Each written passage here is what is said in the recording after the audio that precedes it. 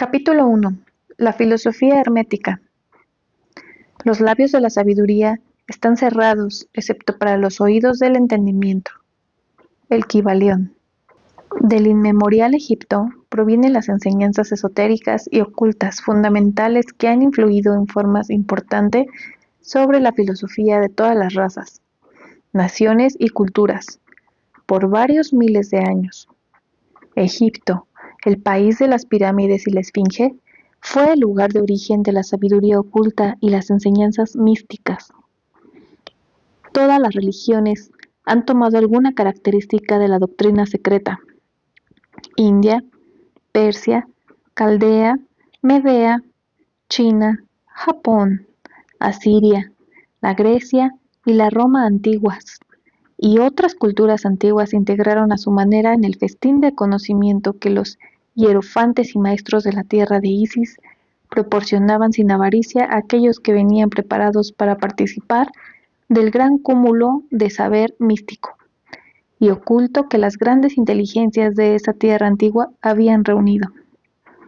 En el antiguo Egipto habitaban los grandes estudiosos y maestros que nunca han sido rebasados y que raramente han sido equiparados. Durante las épocas que han tenido su emigración procesional, desde los días del gran Hermes. En Egipto estaba localizada la gran logia de las logias de los místicos. Los neófitos entraban por las puertas de los templos, para después, como hierofantes, adeptos y maestros, viajar a todos los rincones del mundo, llevando consigo el preciado conocimiento para el que estaban preparados, ansiosos y deseosos de entregar a aquellos que estuviesen listos para recibirlo. Todos los estudiantes del oculto reconocen la deuda que tienen con estos admirables maestros de esa antigua tierra. Entre estos grandes maestros del antiguo Egipto, destaca el que los maestros aclamaban como el maestro de maestros. Este hombre, si es que en verdad era humano, vivió en Egipto durante los primeros días de aparición de esta tierra. Era conocido como Hermes Trismegistus, el padre de la sabiduría oculta, el fundador de la astrología, el descubridor de la alquimia. Los detalles del transcurso de su vida no han sido encontrados del todo, aunque varias naciones antiguas se han disputado el honor de haber sido la cuna donde naciera el maestro hace miles de años. La fecha de su estancia en Egipto, en esa última encarnación sobre la tierra, no es conocida ahora, pero se piensa que fue en los primeros días de la aparición de las más viejas dinastías de Egipto, mucho antes de los tiempos de Moisés. Las autoridades superiores afirman que fue contemporáneo de Abraham, y algunas de las tradiciones judías llegan a afirmar que Abraham adquirió parte de su conocimiento místico de Hermes. Después de su partida, y conforme fueron avanzando los años después de su paso a otro plano de vida, registrando la tradición que vivió 300 años en la carne, los egipcios deificaron a Hermes y lo convirtieron en uno de sus dioses, bajo el nombre de Tot. Años después, la gente de la Grecia antigua también lo convirtió en deidad, llamándole Hermes, el dios de la sabiduría. Los egipcios reverenciaron su memoria por muchos siglos, sí, decenas de siglos, llamándole el escriba de los dioses, y confiriéndole honrosamente su antiguo título, Trismegistus, que significa el 3 veces grande, el grande grande, el grande más grande, etc. En todos los países antiguos, el nombre de Hermes Trismegistus fue reverenciado, convirtiéndose en sinónimo de fuente de la sabiduría. Incluso, hoy en día, se utiliza la palabra hermético en el sentido de secreto, sellado de manera que nada pueda escaparse, etc. Y esto proviene de que los seguidores de Hermes siempre conservaron el principio del secreto en sus enseñanzas. Ellos no seguían la práctica de arrojar perlas ante los puercos, sino que más bien conservaban la enseñanza leche para los bebés, carne para hombres fuertes. Ambas frases, que pueden ser encontradas también en algunas escrituras cristianas, pero ambas provenientes de los egipcios, desde siglos antes de la era cristiana. Esta guía de diseminación cuidadosa de la verdad ha caracterizado siempre a los hermetistas, incluso hasta nuestros días. Las enseñanzas herméticas se encuentran en todos los países, entre todas las religiones, pero nunca se han identificado con ninguna creencia en particular, ni con ninguna secta religiosa en especial. La razón de esto es observar la advertencia de los antiguos instructores de permitir a la doctrina secreta que se concrete en un credo. La sabiduría de esta advertencia es evidente para todos los estudiantes de la historia.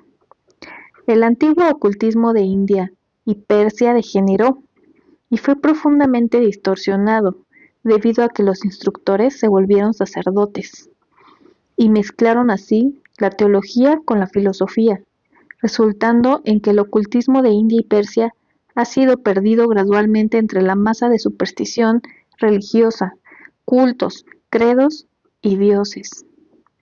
Así sucedió en la Grecia y la Roma antiguas.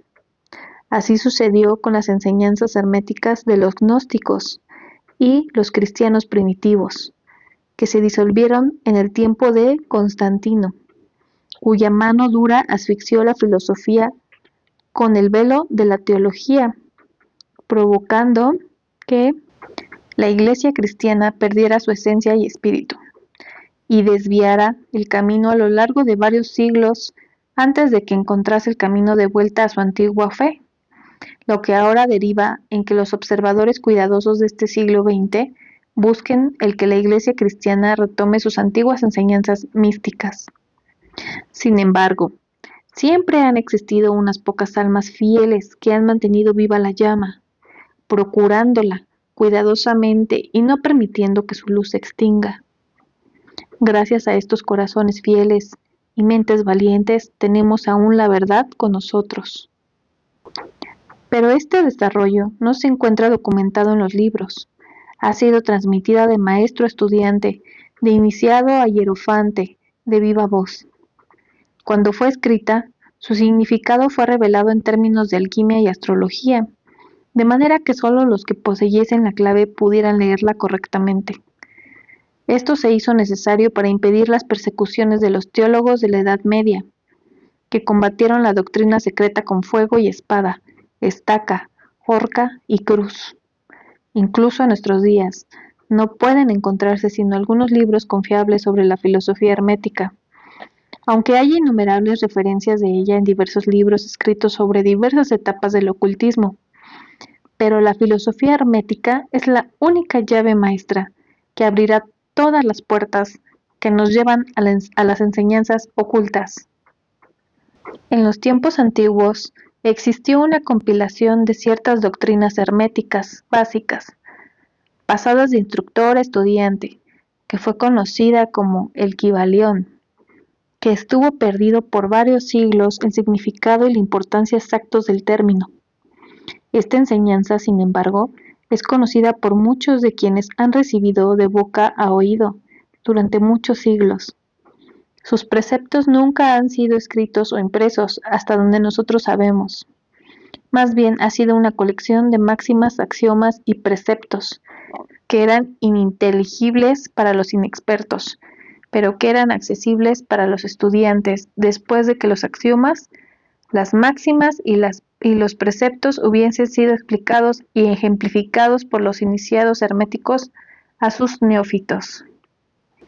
Estas enseñanzas constituían realmente los principios básicos del arte de la alquimia hermética, el cual, contrario a la creencia general, trataba del dominio de las fuerzas mentales, antes que de los elementos materiales, la transmutación de una clase de vibraciones mentales en otras, en vez del cambio de una clase de metal en otro.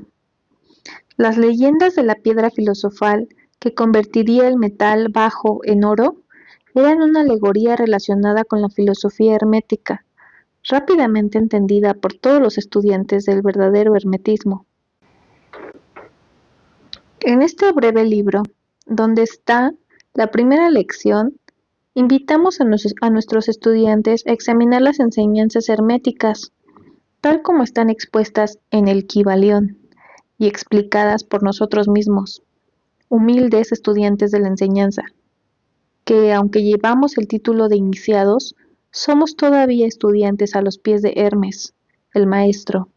Aquí les explicaremos muchas de las máximas, de los axiomas y los preceptos de el Kybalión, acompañados por algunas ilustraciones que estimamos idóneas para facilitar las enseñanzas y hacerlas comprensibles para el estudiante moderno, puesto que el texto original está escrito a propósito en términos oscuros. Las máximas, axiomas y preceptos originales de el Kybalión están revelados aquí, con otro tipo de letra que el que se emplea para nuestra interpretación, de modo regular en toda la obra. Confiamos que los muchos estudiantes a los que ofrecemos ahora este libro obtendrán tanto beneficio del estudio de sus páginas como lo han hecho muchos otros que han pasado antes, recorriendo el mismo camino hacia la maestría que a lo largo de los siglos ha trascendido desde los tiempos de Hermes Trismegistus, el maestro de maestros, el grande, en las palabras de el Kybalión. Donde caen las pisadas del maestro, los oídos de aquellos preparados para su enseñanza se abren de par en par. Cuando los oídos del estudiante están listos para oír, entonces vienen los labios a llenarlos con sabiduría. Así que, de acuerdo con las enseñanzas, el transmitir las enseñanzas de este libro a los estudiosos interesados en la instrucción atraerá la atención de aquellos que están preparados para recibir la enseñanza. Y, del mismo modo, cuando el alumno esté listo para recibir la verdad, entonces este pequeño libro le vendrá a él o a ella. Tal es la ley, el principio hermético de causa y efecto, en su aspecto de la ley de atracción. Juntará labios y oído, alumno y libro en compañía. Así sea.